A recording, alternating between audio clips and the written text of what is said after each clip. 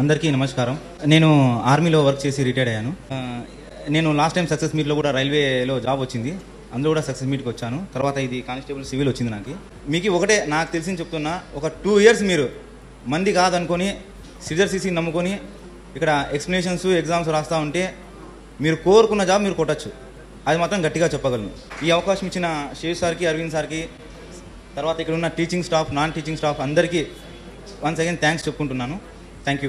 రైల్వేలో జాబ్ వచ్చింది ఆల్రెడీ, ఇది 2వ జాబ్.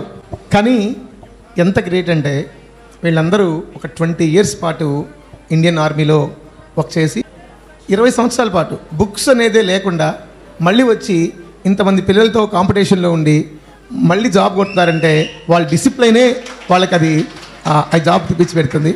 సో వాళ్ళని చూసి మనం నేర్చుకోవాల్సింది ఏంటంటే డిసిప్లైన్.